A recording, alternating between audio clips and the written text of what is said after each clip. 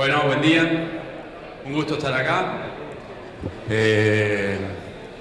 Agradezco mucho a Pablo y a la organización por la invitación. La verdad que hace rato que vengo hinchando con estrés abiótico y bueno, la verdad que ahora se da el lugar para charlar de esto. Estoy gratamente sorprendido y espero que sirva. Un poco les cuento, yo soy ingeniero agrónomo. Imagínense que yo, bueno, estoy casado, tengo 3 hijos, vivo en Argentina y soy de Newell, así que estrés, digamos, sé lo que es. Voy a tratar de contarles ahora un poquito qué está ocurriendo en los cultivos y en las plantas. Yo soy titular de una empresa que se llama Agroestrategias. Le cuento muy rápido qué hace, porque bueno, muchos de los datos que voy a mostrar son nuestros. En realidad somos asesores de nutrición de cultivos, venimos del palo de la nutrición de cultivos y empezamos a trabajar con productos, bioinsumos que nos ayuden a la nutrición. Tenemos un laboratorio de suelos en el que empezamos a hacer análisis químicos tradicionales como insumos, digamos, para el trabajo de nutrición. Nos quedamos cortos porque empezamos a ver que no hacía falta solamente ese diagnóstico, sino que empezamos a medir cuestiones físicas. Un poco le voy a contar el porqué en eso, y está muy relacionado. Y como última cosa, empezamos a meter la microbiología. Por ahí está mi amigo Fabricio, en honor a él, digamos, todo lo que trabajamos en nutrición. Todos los gráficos son con flechas. Bueno, él me hizo entender claramente que todas esas flechas son microorganismos, son seres vivos a los que le tenemos que prestar atención. Y entonces ahora empezamos a hacer metagenómica de suelo como para complementar la química, lo que estaba ocurriendo en la física del suelo y la microbiología y cómo, digamos, eso se vinculaba. Y la verdad que es bastante complejo. Les contaba, somos asesores, asesoramos productores, eso me parece muy importante. Muchos de los productores que nosotros asesoramos, cuando le hablamos de estrés abiótico, no tienen idea de qué hablamos. Me gustaría un poco, digamos, llegar con ese mensaje. Creo que Sebastián recién lo mencionó. Hablamos de estrés biótico y sabemos claramente, técnicos y productores, de qué estamos hablando.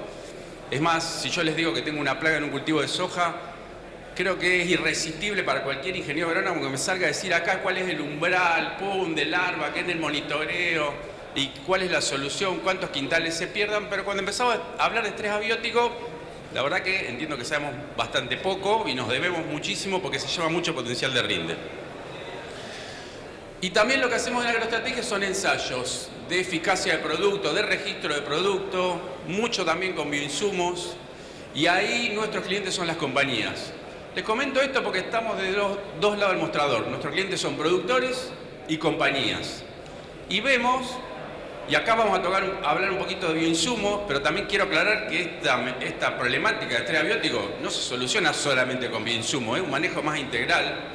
Así que como agrónomos, digamos, tenemos que tenerlo claro y tendríamos que cambiar los manejos, ¿no? Algo vamos a hablar de eso, pero veo que hay una desconexión ahí. Los productores en realidad no saben de qué hablamos cuando hablamos de estrés abiótico y entonces yo creo que va a ser muy difícil venderles soluciones para estrés abiótico porque en realidad es un problema que no creen que tienen, ¿sí? Voy a volver a este gráfico. Lo hemos hablado bastante. Esto es el potencial de rinde de los cultivos. La verdad es que me impresionó cada vez que lo veo, siempre lo menciono, espero no aburrir al que ya me haya escuchado alguna vez. Pero somos muy buenos, como dijo Sebastián, productores, Argentina, y en la producción promedio, digamos, podríamos tirar algún número para soja, como para que tengan una referencia. Se habla de concursos de maximización de rendimientos y de brechas de soja, por ejemplo, de llegar a 14.000 kilos de soja como un rinde, digamos, del potencial a campo, ¿sí?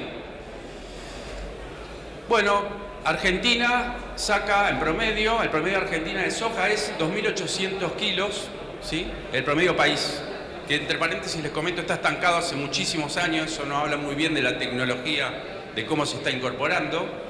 Y entonces fíjense que esos porcentajes empiezan a ser, digamos, lo podemos traer en números de campo, con 2.800 kilos, digamos, promedio que tiene Argentina de un potencial de unos 14.000, se empiezan a respetar esos porcentajes.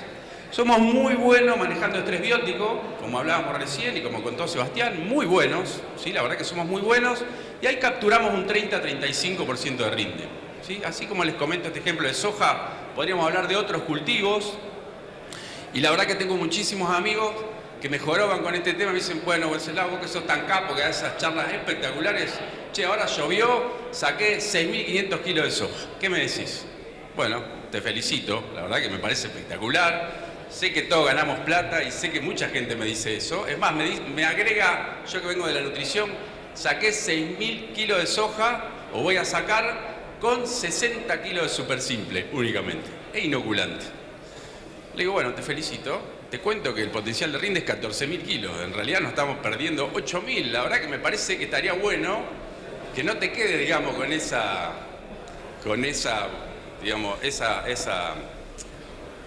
rinde al que alcanzaste y que aspires un poquito más. Y creo que, bueno, esto es medio en broma, es una verdad, pero tendríamos que empezar a capturar parte de ese 65% que en realidad muy pocas veces lo hemos tenido, ¿sí? A veces uno, como cuando sea un monitor de una máquina cosechadora, lo ve y es lo que está en manos de estrés abiótico.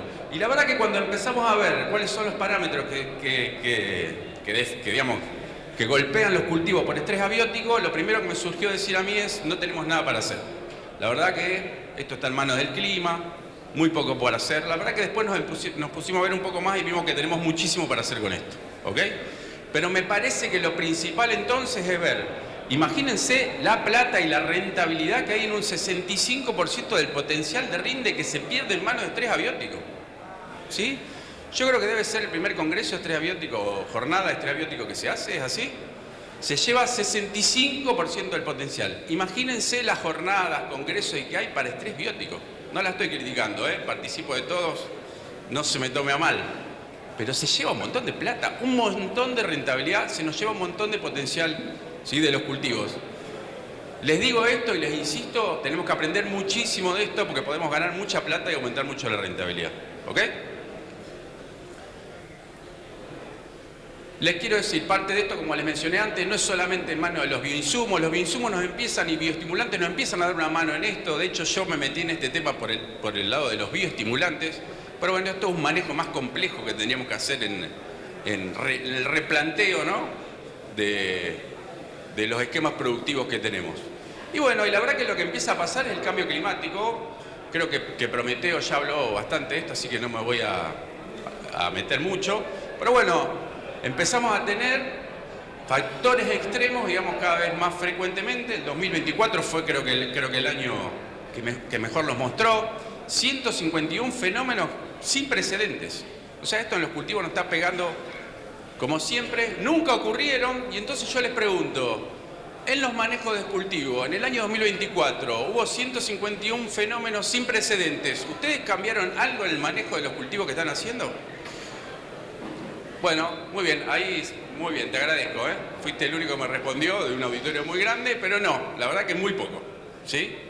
Muy poco, la verdad que es muy poco. Muy poco es el cambio que estamos haciendo en los manejos de los cultivos, siendo que esto ha irrumpido, digamos, nuestras vidas y se lleva tanta rentabilidad. Eso es un poco lo que me sorprende, que estemos medio paralizados, digamos, con esto y que no hagamos a nada. Estoy un poquito crítico hoy, no sé qué pasó. Simplemente para mostrarle cómo son las combinaciones de los posibles estrés, ¿sí? Hay un control, temperatura, sequía, salinidad. Y ya las combinaciones de esto, a campo ocurren las combinaciones, donde podemos empezar a tener sequía y alta temperatura, salinidad, bueno, en fin, es simplemente para graficarlo.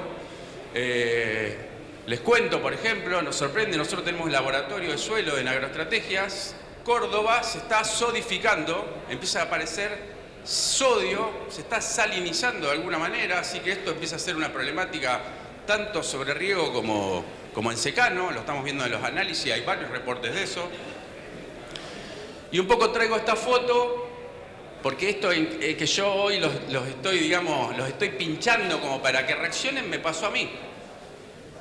Nosotros en Agroestrategia asesoramos productores en gran parte de la Argentina, en cultivos extensivos, y este tipo de cultivos, o sea, soja, en enero, cerca de entre R1 y R2, con esta pérdida de turgencia, no sé si la ven, esta hoja que en un momento pierde turgencia, vira, ¿sí? La hoja vira, se pone marrón, lo veían todos los cultivos. A mí hace 10 años me preguntaban, ¿esto es normal en los cultivos? Sí, es normal. ¿Es un problema? No. Pasa en todos lados de la Argentina, todas las hojas en diciembre y enero con altas temperaturas cerca del mediodía. tienen este problema. ¿Se lleva rendimiento? No, la verdad que es normal. Después se recupera. A la tarde mejora. Sí, era así, a la tarde mejora. Bueno, la verdad que lo descubrí en Brasil. Empezaron a hablar de estrés oxidativo, ¿sí? De estrés abiótico. Y la verdad que ahí me empecé a meter en el tema porque me sorprendió y empecé a ver que lo que para mí era una cuestión, digamos, normal del comportamiento del cultivo, no, es un gran problema que se lleva mucho rinde. Insisto con esto, me parece que lo primero que tenemos que hacer antes de entrar en la fisiología, que voy a entrar, es mostrarle la foto de cómo se ve un estrés abiótico en un cultivo de soja. ¿Ok? ¿Esto lo ven? O sea, ven este cultivo de soja, digamos, en enero, en febrero, ahora lo ha pasado, digamos, donde vira la hoja, pierde turgencia y se pone hasta marrón el embés porque no está preparado para recibir radiación ultravioleta. Yo creo que lo vemos todos. ¿Sí? Yo estuve hace 2 semanas en el Chaco y lo estamos viendo, digamos, hoy en los cultivos. Y acá también. Bueno, ¿qué ocurre? Me voy a meter. Bueno, la verdad que esto del estrés está ocurriendo también en los humanos. Digamos, hoy hay muchos, digamos, comidas antioxidantes, tratamientos, en fin, produce un envejecimiento prematuro. Y bueno, hago por ahí la comparación con las plantas. Lo que está pasando con estrés oxidativo es esto, se producen radicales libres. Los radicales libres en las plantas son tóxicos. ¿Sí? Me meto un poquito al que le guste fisiología y la química. Es esto, son radicales libres, ahí tienen algunos. Sí, son moléculas inestables que lo que empiezan es a tratar de hacerse estables y entonces toman algún átomo, algún electrón de otra, de proteínas o de membranas, por ejemplo, y la destruyen. Esto es realmente lo que está ocurriendo. Y bueno, y la verdad que hacen un desastre las plantas. Generalmente tienen mucho que ver con destrucciones de membranas dentro de la célula de las plantas. Imagínense el caos que eso provoca dentro del cultivo. Y provoca un envejecimiento y muerte anticipada de células. Para traerlo a campo, porque me parece que en esto está, creo que recién Sebastián habló bastante. A mí me gustaría ver un poco lo que estamos viendo a campo nosotros y cómo esto del estrés abiótico se está conjugando con varios factores que ocurren a campo. Bueno, nosotros estamos viendo grandes problemas de desarrollo radicular en los cultivos. Traigo soja porque por ahí es la más alcahueta, pero lo vemos en todos los cultivos en toda la Argentina, ¿sí? Es más, hace poco en una loma arenosa de un suelo franco arenoso de la provincia de Buenos Aires, lo vemos que está compactado. De hecho, lo estamos midiendo. Y yo no sé si ustedes se acuerdan cómo tenía que ser una raíz en soja. ¿Se acuerdan cómo tenía que ser? Es una raíz principal pivotante profunda. Bueno, estoy viendo muy pocos casos de una raíz pivotante profunda en soja. Esto es un productor que nos llamó para ver qué pasaba en su cultivo, que aparentemente no tenía ningún problema biótico, porque lo tenía todo controlado, pero el cultivo no desarrollaba. En sus palabras es: Wenceslao, vení, que no sé qué pasa, que la soja está perfecta, pero no está arrancando. Bueno, agarramos una pala, yo sé que asusta, además iba a traer una foto con una pala para mostrar que no hace nada, pero entiendo que ustedes, digamos, lo entienden perfecto. Bueno, empezamos a sacar plantas. Miren el desarrollo radicular. Esto es una soja que está en R1, ¿sí? Esto es Peguajó, provincia de Buenos Aires. Fíjense, no sé si llegan a ver, la raíz principal, pivotante, profunda. No existe, ¿sí? Eso tiene tremenda implicancia en soja y en una campaña como esta más. Nosotros estamos adjudicando eso a densificación, compactación de suelo, problema de carryover herbicida también, y hasta uno ahora me está opinando que eso es un problema de nematodes, que creo que está Fito por ahí, capaz que le sirve el dato, pero alguno me está diciendo que es nematode también que está afectando. Bueno, no terminamos, digamos, no nos dedicamos al diagnóstico de bien cuál es la problemática, pero identificamos que esta raíz, digamos, es un problema para el cultivo. Y les voy a contar un poco por qué. Imagínense que antes de pasar a eso, en soja también lo que ocurre es que la nodulación, ¿sí?, de productos que nosotros estamos tratando en semillas que son en general muy buenos, tendría que ser una nodulación muy grande en el cuello de la raíz principal. ¿Recuerdan eso? Bueno, es muy difícil para la planta que eso ocurra porque no tiene una raíz principal o es muy pequeña, ¿sí? Otros casos, vemos lo mismo, está ocurriendo, ¿sí? La planta no profundiza, es más, muchos de los nódulos que estamos viendo que llegan son a raíz secundaria y están verdes, o sea, no están fijando nitrógeno. Y bueno, y empezamos a medir. ¿Qué empezamos a medir? Voy a pasar cosas muy rápido, les pido disculpas con esto, pero no tengo mucho tiempo. Bueno, empezamos a medir penetrometría. Ustedes sabrán que la mayoría de los cultivos extensivos con los que laburamos nosotros, si tienen más de 2 megapascales de resistencia, las raíces no pueden profundizar. Bueno, me gustaría que vean, estos son centímetros, esto es un campo en Colonia Carolla bajo riego, estos son centímetros y esos son megapascales. Tremenda les traigo un ejemplo extremo, ¿no?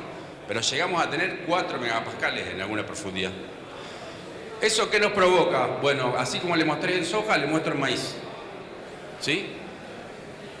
Esto también empieza a relacionarse con los problemas de carga obra herbicida que tenemos. Es una concentración de un principio activo, de un manejo, digamos, de herbicida que se hizo anterior, que se concentra ante una lluvia, también en un perfil de suelo densificado y compactado. O sea, es lo mismo, ¿ok?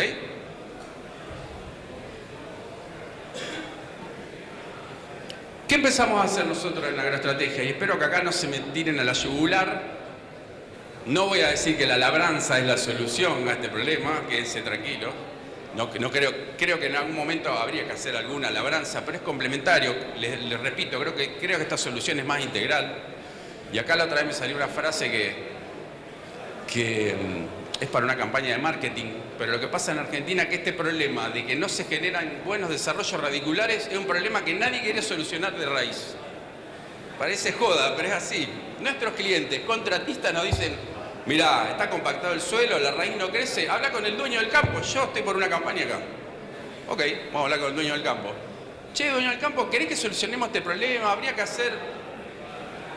cambiar las rotaciones, ver el pisoteo, a lo mejor agregar calcio, empezar a hacer alguna labranza, cultivo de servicio. Me dice: pero Wenceslao, vivimos en Argentina, vos sos desubicado, ¿a qué me venía a proponer esto? ¿Ok? La verdad es que lo que nos empieza a pasar a nosotros, y por eso les cuento que soy asesor, es que poca gente está con ganas de solucionar este problema de raíz. Y entonces, ¿qué estamos haciendo nosotros? Bueno, mitigarlo. Estamos empezando a usar algún bioinsumo que nos dé una mano en que no sea tan grave el problema. Pero, para serles sincero, no estamos dando con la gente, ¿sí?, que serían nuestros clientes que tendrían que solucionarlo esto. Lo digo, digamos, con cierto pesar, ¿ok? Entiendo que el recurso suelo, durísimo lo que voy a decir, pero le preocupa a muy poca gente. Bueno, en la agroestrategia, ¿qué empezamos a hacer? Bueno, empezamos a hacer alguna labranza, algún manejo, ¿sí?, cultivo de servicio, alguna enmienda, digamos, cálcica. Empezamos a ver que perdemos calcio y que el calcio es muy importante, digamos, en la física del suelo. Simplemente les muestro que, bueno, logramos por lo menos que la raíz principal, pivotante, profundice un poco más. Logramos grandes mejoras con eso. ¿Y por qué hago tanto fuerza con la raíz? Bueno, la raíz es el cerebro de la planta. Esta comparación me gusta muchísimo.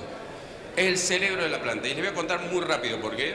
Es más, esto es interesante. Hay algunas señales que la raíz le da a la planta que serían, digamos, comparativas a lo que ocurre, digamos, en el sistema nervioso. Y vamos a repasar un poco. Funciones de raíz siempre me gusta. Las primeras son fáciles, sale a todo el mundo. Bueno, anclaje, hace que los cultivos no se nos vayan del campo. Sería la función. La otra y más conocida es absorción de agua y nutrientes. Claramente lo saben. La verdad que ahí no les tengo que decir: che, si yo tengo un cultivo con poco desarrollo radicular, ¿qué voy a tener en un ambiente ahora de cambio climático con digamos, un requerimiento atmosférico de agua tremendo, si yo tengo poca raíz? Y bueno, la verdad que absorbe menos agua y menos nutrientes. Menos agua. Me sorprendió, le digo, yo fui hace 2 semanas a Pampa del Infierno, Chaco. Estuvimos viendo que la verdad que fue un campañón para ellos, le ha llovido como nunca, también un caso, digamos, extremo de una cuestión climática. Los campos estaban saturados de agua y los maíces estaban acartuchados por el requerimiento atmosférico que tenía, aunque tenía agua, digamos, agua en teoría en el perfil de suelo, ¿sí? Eso también por un problema de desarrollo radicular y por una demanda atmosférica tremenda. Bueno, la verdad que poca absorción de agua de una raíz muy pobre es el principal problema. Y la otra es de nutriente, por eso nosotros que venimos del palo de la nutrición empezamos a prestar atención a esto. Lo otro y menos conocido de la raíz que sintetiza hormonas, yo ahora me voy a meter un poquito en esto porque me parece muy interesante, me parece que tenemos que aprender de esto.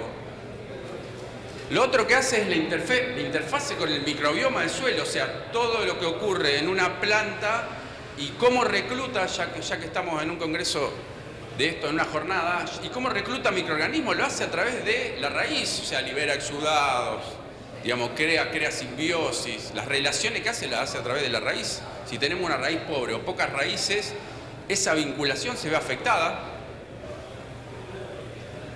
Y lo otro que hace la raíz es detectar señales de estrés. O sea, esa soja que yo le mostré de peguajó, que el productor me decía que no crece, la raíz es la que le está diciendo a la planta, mira, estamos en problemas, no crezcamos más porque no vamos a poder sostener todo esto, no lo vamos a poder bancar, ¿sí? No puedo absorber agua, nutrientes y sintetizar hormonas para bancar todo lo que vos estás creciendo. Detener crecimiento. Es más, me voy a meter en fisiología un poco ahí. Miren, esto es... Antes de ir acá, la hormona en la que voy a hacer hincapié fundamental es la citoquinina. Las raíces, la punta en crecimiento de las raíces genera una hormona que se llama citoquinina que participa en muchos procesos, ahora lo vamos a ver, pero fundamentalmente afecta a producción, ¿sí? Y acá está, esto es un profesor Fancelli, brasileño, muy bueno, lo que hace es, genera citoquininas en las puntas en crecimiento de las raíces, que va hacia la parte aérea para cumplir su función, digamos, en la productividad, y por otro lado se generan auxinas en la parte aérea que hacen crecer vegetativamente a la planta, pero también hacen crecer raíces, por eso bajan, ¿sí? Hay la importancia de la relación auxinas-citoquininas. Relacionado a esto, hay toda una cuestión nutricional. Prometeo creo que habló algo de esto ayer, pero esos nutrientes son fundamentales para que haya un buen balance hormonal. Acá simplemente se los tiro para que vean que haya una relación entre nutrientes y hormonas en la planta, en el balance hormonal. Y un poquito voy a meterme en citoquinina. ¿Qué hace la citoquinina? Bueno, es lo que les contaba recién. Se generan los puntos en crecimiento de las raíces, ¿sí? Es acrópeto, crece, y son todas esas las funciones que cumple, ¿sí? No me quiero meter mucho en esto porque es bastante técnico, ¿sí? Pero bueno, empiezan a ver producción de clorofila, apertura estomática, crecimiento de fruto, expansión foliar, engrosamiento del tallo, brotación de yemas laterales. Recuerden que en soja, cada rama que yo genere en variedades indeterminadas, se generan yemas florales ahí con la posibilidad de generar potencialidad de chauchas, o sea, aumentan el rendimiento, es un poco lo que contaba recién Sebastián. Acá están los antagonistas, ahí es donde se ocurre en la planta, digamos, el momento en el que hay un pico de citoquininas, y fíjense cómo está relacionado con nutrientes, calcio y fósforo, ¿no? Fundamental la generación de citoquininas. En los puntos, el resumen que yo quiero que se queden es la citoquinina que participa de todo esto, que nos pega directamente en los rendimientos, tiene que ver con la generación de citoquinina en los puntos en crecimiento de las raíces. Entonces, volvamos. Si en esto que estamos hablando de estrés abiótico, demanda de atmosférica tremenda de agua, tenemos poco desarrollo radiculares, en soja, con pocas nodulaciones, con poca capacidad de absorber agua, con poca capacidad de absorber nutrientes y con poca capacidad de generar citoquininas, estamos complicados. Esa es la parte, digamos, ver la mitad del vaso vacío. Lo que me gustaría contarles es que tenemos muchísimo para hacer. Muchísimo para hacer. Es más, muchos de los productos que hay en el mercado de mis clientes y compañías apuntan a esto. Y acá, por ejemplo, empiezan a ver cómo sojas con citoquininas tienen otra estructura de planta. ¿Sí? Fíjense, mucho más ramificadas, mucho más cargadas. ¿Ok? Con algo que se genera en las raíces. Por eso les cuento que la raíz es el cerebro. Y volviendo a esto, les cuento qué pasa. Fuimos a medir mucho ese desarrollo radicular, les dije, está generado por son varios los motivos, pero fundamentalmente lo que nosotros estamos viendo es compactación y densificación, lo estamos midiendo. Bueno, miren, les cuento en la fisiología del cultivo todo lo que pasa. Es más, se lo relato muy rápido. Eso es la punta en crecimiento de las raíces, eso es concentración de etileno, otra hormona, el etileno. El etileno le dice a la planta que está por finalizar el ciclo, fundamental que ocurra en cultivos extensivos. Ahora, si hay aparición anticipada de etileno, el cultivo acorta los ciclos. Los productores, ¿qué nos dicen? Se entregó antes, acortó el llenado, se arrebató. Todas esas expresiones son aparición anticipada de etileno. ¿Ok? ¿Por qué aparece etileno entonces en compactación? Bueno, ahí está. Falta oxígeno porque hay poca porosidad. Se dispara el estrés oxidativo, que es estrés abiótico, lo que hablábamos recién. Se comienza a sintetizar etileno, que etileno es la hormona esta que les cuento. Etileno es un gas, no difunde, porque no hay, digamos, espacio para que difunda. Se concentra, baja la relación auxina-citoquinina, las dos hormonas que hablábamos recién. Cuando baja esa relación, la citoquinina favorece el engrosamiento y la ramificación lateral, ¿sí?, de las raíces. Se producen raíces cortas y más anchas, menor capacidad de alcanzar agua y nutrientes. Comienza la síntesis de ácido abscísico, otra hormona, cierra los estomas, ¿sí?, y deja de fotosintetizar, cesa crecimiento. ¿Sí? ¿Está claro? Esto. O sea, esto que vemos a campo, si lo quieren conocer en la fisiología, es todo esto. Clarísimo, clarísimo, digamos, lo que ocurre, y les empiezo a tirar alguna pauta de qué hacer. Por eso Sebastián muestra algunos resultados de estrés abiótico, a empezar a trabajar con hormonas, tenemos que empezar a trabajar en modificar esa compactación, tenemos que empezar a trabajar con nutrientes, ¿sí? Y lo principal que me parece a mí es identificar el problema y diagnosticarlo. Porque cuando yo pregunto en un cultivo y vamos a recorrer el lote, salimos con ingeniero agrónomo y empiezan, che, ¿qué me dicen de este lote? Muy bueno, fíjate la variedad, tenemos un buen porcentaje de logro, la densidad es excepcional, la fecha de siembra la elegimos. Le digo, che, ¿qué tal está de raíces? Silencio absoluto. Y hay un jugado, agarra una planta y la saca, y la arranca, y la vemos, y son muy malos desarrollos radiculares, ¿ok? Siendo que el cerebro de la planta. Sumado a eso, ¿qué empezamos a ver? Y les dije, vengo del palo de la nutrición. Bueno, fósforo en los perfiles de suelos estratificados. Los perfiles antrópicos de suelo, cuando nosotros hacemos un análisis de suelo en distintas profundidades, abajo de un alambre, lo que vemos en pampa, por ejemplo en pampa húmeda, todo el fósforo está perfectamente distribuido. ¿Saben lo que ha ocurrido a lo largo de los años? Los cultivos han comido fósforo de todo el perfil, nosotros lo estamos recomponiendo con muchísimo esfuerzo en el estrato superficial, queda estratificado. Nos empezamos a encontrar con este tipo de análisis.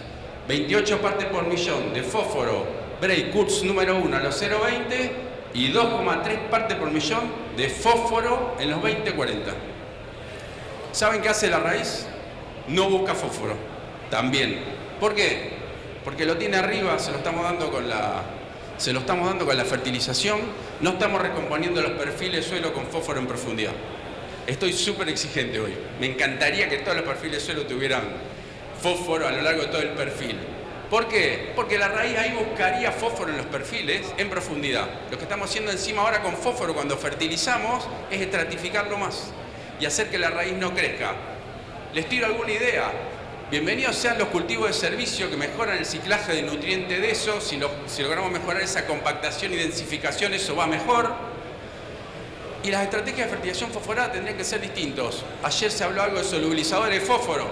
Es buenísimo en esa estrategia. Podríamos utilizarlo, no provocar esta estratificación, digamos, más severa, y fertilizar con fósforo en otro momento, con otra fuente, cuando la relación insumo-producto sea mejor. ¿Ok? Y acá, a mí me gusta mucho la fisiología. Bueno, les cuento qué ocurre con la fisiología de la planta y el fósforo cuando no hay fósforo. Y voy muy rápido en realidad. Lo que hace la planta es cambiar la arquitectura de la raíz cuando no encuentra fósforo. ¿Qué es lo que le está ocurriendo en los perfiles de suelo de nuestros suelos, ¿no? Menor alargamiento de la raíz primaria, mayor proliferación y elongación de las raíces laterales, aumenta el número de pelos, la parte aérea no ramifica, un poco lo que les conté antes, ¿sí? Y ahí la planta empieza con ciertas estrategias muy interesantes. ¿Qué hace? Libera ácidos orgánicos, fosfatasa para hacerse del fósforo que encuentra en el suelo, acidifica la rizósfera y empieza a vincularse, por ejemplo, con micorrizas para mejorar, digamos, la absorción de fósforo. Mire todo lo que hace, toda la capacidad que tiene la planta para hacerse de fósforo cuando no lo tienen. Bueno, yo creo que agronómicamente teníamos que potenciar esto. O sea, conocer, diagnosticar lo que nos está ocurriendo en los lotes, en los suelos, a campo. Tenemos todas las herramientas estas para solucionarlo, ¿sí? Y para empezar a mejorar, esto que les digo es una problemática que nosotros vemos en el 85% de los lotes que recorremos en Argentina, de cultivos extensivos, les digo, del norte del Salta hasta La Pampa, ¿ok?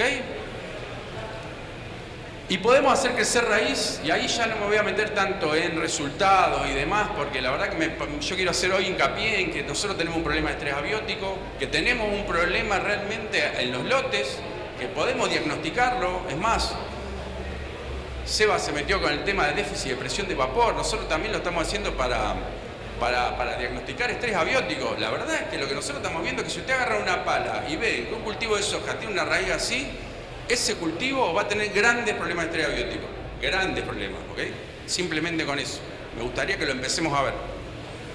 Y acá están diversos, este es un profesor brasileño que muestra que, bueno, podemos usar diversos productos para mejorar el desarrollo radicular de diversas maneras. Y ahí entran extractos de algas, aminoácidos como el triptofano, hormonas como auxinas, ¿sí?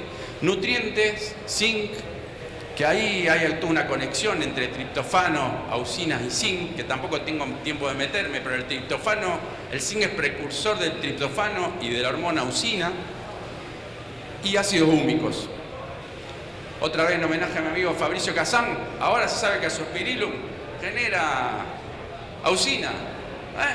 Bienvenido sea, digamos, nos sirve un montón, entre otras cosas. Y bueno, ¿y qué empezamos a ver a campo? Y esto también lo contó Seba. Bueno, mitigación de estrés abiótico. Yo no vengo a decirles los estrés que vamos a tener los vamos a poder superar del todo, no. Vamos a hablar de mitigación y cómo de ese 65% de rinde que se pierde, empezar a sumar algo al bolsillo, ¿ok? Esa es la idea. Bueno, la verdad que hemos tenido tremendas campañas con estrés abiótico, ustedes las han sufrido también, y este es un caso, es un lote de ensayo de maíz. Fíjense claramente cómo esta parte está mejor que la otra, ¿ok? ¿Sí? ¿Se ve? ¿Cómo lo logramos? Bueno, la verdad, mejoramos el desarrollo radicular con distintos productos. Tampoco le voy a tirar la solución porque me dedico a esto, tengo 3 chicos de mantener todavía. Pero fíjense, era muy claro. Fíjense cómo los desarrollos radiculares del testigo a los tratamientos hacían que esa planta esté menos estresada, ¿sí? Que es lo que veíamos a nivel de lote. Bueno, esto que les estoy contando, ¿sí? Lo empezamos a ver en muchísimos lados. Y acá meto nutrición de nuevo. Empezamos a ver esto. Aplicaciones de signo de que los cultivos se entregaban antes. Les cuento también muy rápido. La primer vía de detoxificación de radicales libres son por una enzima que se llama superóxido de inmutasa. Utiliza micronutrientes esa enzima para funcionar. ¿Saben qué micronutrientes? Zinc, manganeso, ¿sí? Hierro y cobre.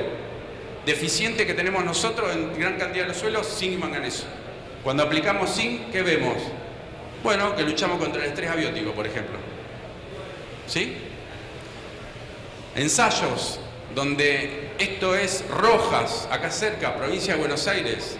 Fíjense los rindes de los ensayos que teníamos, 3.000 kilos de maíz. Acá me llegaba el maíz. Creo que está mi compañero de trabajo ahí, Martín. Vimos si este ensayo lo íbamos a seguir adelante o no, porque la verdad que no valía la pena. Bueno, le metimos micronutrientes, sabiendo que veíamos deficiencia de manganeso acá, este franjeado en maíz. Veíamos deficiencia de zinc y manganeso en los cultivos. Sabemos que el zinc y el manganeso participan, como le dije recién, en la primera vía de detoxificación. Lo aplicamos en estrés severo, falta de agua, aumentamos los rendimientos un 40%. Pasamos de un mísero rendimiento de 3.000 kilos a otro mísero rendimiento de 4.000. Pero bueno, es una muestra en que en severos estrés abióticos, en este caso hídrico, con un micronutriente potenciando una primer vía de detoxificación de estrés abiótico, aumentamos los rindes. ¿Ok? Y por último, porque también es un tema que se viene y creo que ya estoy con el tiempo, ¿no? ¿Vengo bien? Me parece súper interesante también cuándo aplicar. productos. Tampoco voy a entrar mucho en esto porque Sebastián lo habló, pero cuando hablamos de estrés abiótico, los productores, el primer estrés abiótico me dicen es fitotoxicidad herbicida. Sí, bueno, la verdad que hay mucho producto de fitotoxicidad herbicida. Muchas de las compañías que son clientes nuestros lo que están haciendo es el único momento para todo técnico, para todo comercial, donde el productor pide un bioestimulante. El único momento de la vía donde nosotros nos sentimos bien porque nos llaman para pedirnos un producto es cuando está prendido fuego el cultivo por una fitotoxicidad herbicida. ¿Ok? Para el comercial eso es como un momento, digamos, de excitación. Bueno, sí, les cuento igual también, como les mostré antes, todos los cultivos están teniendo estrés en todo momento por diversos motivos, es lo que mostré al inicio. Y ahí la pregunta es, ¿cuándo aplicarlo? ¿Lo aplicamos antes? ¿Lo aplicamos después? ¿Vamos al rescate? ¿Cuándo sabemos que hay estrés? Bueno, no me voy a meter mucho, creo que Sebastián habló bastante recién de cómo tener un diagnóstico. Nosotros estamos también pensando lo mismo. Hoy tenemos ciertas aplicaciones que nos dan una alerta de cuándo va a ocurrir un déficit de presión de vapor, digamos un periodo con un déficit de presión de vapor alto, o una hora de calor, o una sequía. Nosotros no podemos hoy, tenemos la herramienta como para, con un pronóstico, digamos, adelantarnos a esto y prepararnos entonces para una aplicación de producto cerca de un periodo crítico del cultivo. Esas herramientas hoy se van a desarrollar. La verdad es que, en principio, a mí me parece interesante que entendamos qué es el estrés abiótico, que todos los cultivos nosotros los tienen. Me interesa que ustedes se graben esa foto de esa soja con la hoja virada que pierde turgencia y que es un problema, que tenemos producto para solucionarlo. Sería lo que me gustaría que quede. Me gustaría que sepan también que todas las compañías que están acá y muchas de las que hay tienen producto para solucionarlo a eso. Pero un poco vuelvo a lo mismo, lo que nos está pasando en la calle es que los productores me dicen, che, me están ofreciendo producto para un problema que yo no tengo. ¿Okay? Estrés abiótico, ¿de qué me están hablando? No sé de qué estamos hablando. ¿Okay? Hay ahí una desconexión total entre lo que la compañía le quiere vender y lo que el productor o el técnico entiende que no es un problema que él tiene. Entonces, me gustaría que esta charla quede eso, que tenemos grandes problemas, eso lleva mucho potencial de rendimiento. Y bueno, y los momentos están en discusión. Más en Argentina, que tiene muy pocas ventanas de aplicación. Ayer en una reunión discutíamos si nos metemos en una ventana de aplicación, por ejemplo, cerca de un periodo crítico en soja donde se aplique otra cosa. Esas van a ser las primeras aplicaciones, sabiendo que los cultivos siempre tienen estrés. Y la otra sería, bueno, empezar a pensar si se lleva tanto rendimiento y nosotros con una aplicación de producto podemos capturarlo. Bueno, podríamos hacer una aplicación para eso, ¿no? La verdad que sería muy importante hacerlo. Bueno, estamos trabajando en eso. Así que una última cosa en relación a todo lo que les conté y ya yéndome a microorganismos dentro de lo que es bioinsumos. Una frase que me gustó mucho es, la voy a traducir, digamos, del inglés, perdón que esté en inglés, pero el fertilizante solo nunca falla, sino que es la ausencia de biología la que le hace fallar. Y esto es lo que elaboramos hoy en nutrición, lo empezamos a entender, ¿no? Esa flecha que yo decía que nosotros en la facultad dimos por sentado que siempre están en ese proceso, bueno, no siempre están. Hoy tenemos que empezar a pensar mucho en esto. Y fíjense, tremendo las potencialidades que tienen microorganismos, digamos, en los planteos productivos.